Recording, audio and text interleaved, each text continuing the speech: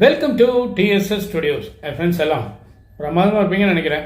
ஒருத்தர் மத்தியான நேரம் நல்ல பசி அப்படியே ஹோட்டலில் தேடி போயிட்டு இருக்கார். வழியில் ஒரு மெஸ்ஸை பார்க்குறார். அங்கே போட்டிருக்காங்க போர்டில் சாப்பாடு விலை ₹70 அப்படின்னு போட்டிருக்காரு.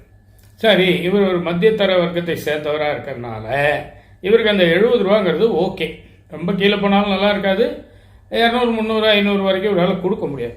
ஸோ நேராக அந்த ஹோட்டலுக்கு போகிறார். போயிட்டு ஒரு சாப்பாடு ஆர்டர் பண்ணுறாரு. வருது, இலையில் போட்டு எல்லாம் பரிமாறுறாங்க. கடன் சாப்பிட்றாரு. சாப்பிட்டு கை கழுவிட்டு இவருக்கு ஒரு மாதிரி அசதியாக வர்றதுனால அங்கே முன்னாடி சேர் போட்டிருந்தாங்க, அதில் உட்கார்றாரு. 2-3 பேப்பர்லாம் கீழே கிடக்கும். திடீர்னு பாருங்கள், ஒரு பேப்பரை எடுத்து அப்படி படிக்க அப்படியே மயக்கம் போட்டு விழுந்துறாரு. எல்லாம் பதறி போயிடுறாங்க. என்னாச்சு ஏதாச்சு, சாப்பாட்டில் ஏதாவது ஃபுட் பாய்சனான்னு போட்டு தவிக்கிறாங்க ஹோட்டல்காரங்க. வந்தவங்க எல்லாம் மிரள்றாங்க, சாப்பிட்றவங்கலாம் அப்படியே நிறுத்திட்டாங்க கையை. அப்புறம் கொஞ்சம் நேரம் கழிச்சு ஒருத்தர் கண்டுபிடிக்கிறாரு. அதெல்லாம் ஒன்றும் இல்லைங்க, ஃபுட் பாய்சன் தான் இல்லை, பாருங்கள் சாப்பிட்டு போகிறவங்களாம் போயிட்டு தான் இருக்காங்க. இந்த பேப்பரில் ஏதோ பார்த்துருக்காருன்னு சொல்லிட்டு இந்த பேப்பர் எடுத்து பார்க்குறாங்க. உண்மையிலேயே அந்த பேப்பர் செய்தியை பார்த்த உடனே தான் அவர் மயங்கி வந்தது. அப்படி என்ன செய்தி இருக்கும், வாங்க நம்மளும் பாப்பா. மயக்கம் போடுறாதீங்க, தெரிஞ்சுக்கங்க, அவ்வளோதான்.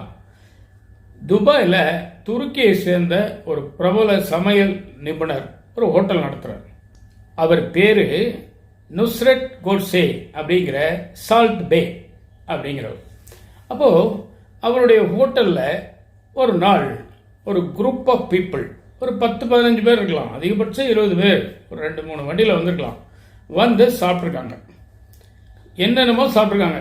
எல்லாமே ஒரு மாதிரி. அவர் பெரிய ஹோட்டல், துபாயில் இருக்கிற ஹோட்டலுங்கும் போது தெரிஞ்சுக்க வேண்டாமா, பெரிய ஹோட்டல், விலை அதிகமாக தான் இருக்கும்.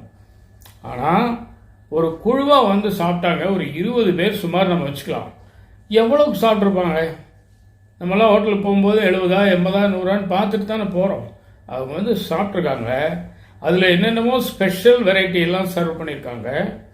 அதை விட பியூட்டி என்னென்னா, இப்போ நம்ம கிரிக்கெட் வீரர்கள், நட்சத்திரங்கள், சினிமா நட்சத்திரங்கள், பெரிய பெரிய அறிஞர்கள், கவிஞர்கள், இந்த மாதிரி ஆளுங்க கிட்டெல்லாம் கையெழுத்து வாங்குவோம் பார்த்தீங்களா, ஆட்டோகிராஃப்னு சொல்லி. அதே மாதிரி அந்த ஃபுட்டில் அந்த சமையல் கலைஞர் கையெழுத்து போட்டு கொடுப்பாராம். அதை வச்சுக்க முடியாது, சாப்பிட தான் போகிறாங்க. அதில் ஒரு பெருமை. ஒரு முழு மீன் வச்சுக்கலாம், அதை நல்லா வறுத்து பொரித்து என்னென்னமோ பண்ணி மசாலா போட்டு சூப்பராக கொண்டு வந்து வைக்கிறாரு. அது மேலே இவர் கையெழுத்து போட்டிருப்பாரா நீளமாக இவருடைய பேரை.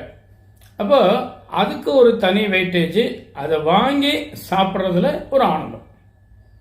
சரி, இதில் என்னையா விசேஷம்? ஒரு குரூப்பாக வந்து ஹோட்டலில் சாப்பிட மாட்டாங்களா அப்படின்னு?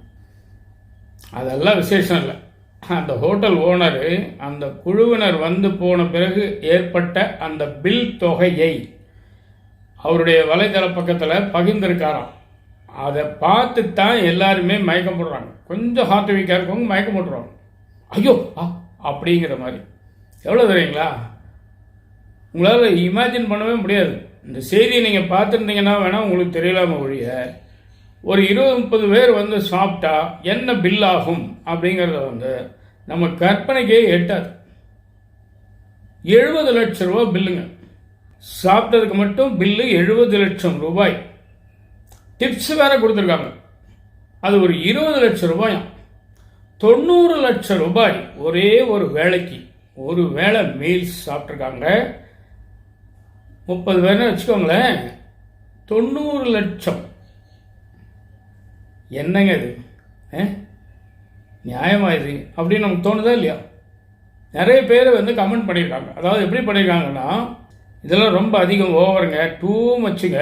ஆனால் நாட்டில் எத்தனை பேர் பசி பட்டினின்னு கஷ்டப்படுறாங்க, வறுமை கோட்டுக்கு வெகு கீழே இருக்காங்க, இந்த மாதிரி ஒருவேளை சாப்பாட்டுக்கு இவ்வளோ செலவு பண்ணலாமா அப்படின்னு கேள்வியெல்லாம் கேட்குறாங்க. இது ஒரு புதிய தகவல் அப்படிங்கிறதுனால தான் இதை நான் சொல்கிறேன் உங்களுக்கு. இதில் இன்னொரு விஷயம் நம்ம யோசிக்கணும். பணம் என்னங்க, பணம் அது வந்து உங்களுக்கு அளவாக இருந்தால் அழகாக இருக்கும், அளவுக்கு மீறினால் இப்படித்தான் இருக்கும். இதான் எனக்கு விஷயம். நிச்சயமாக இந்த விஷயம் உங்களுக்கு பிடிச்சிக்கணும்னு நம்புகிறேன். உங்கள் கருத்துக்களை எதிர்பார்க்குறேன். மீண்டும் அடுத்த எபிசோடு சந்திப்போமா? அதுவரை உங்களிடம் வந்து விடைபெறுவது உங்கள் அன்பன் டி. சண்முக சுந்தரம், போத்தனூர், கோயம்புத்தூர். நன்றி, வணக்கம்.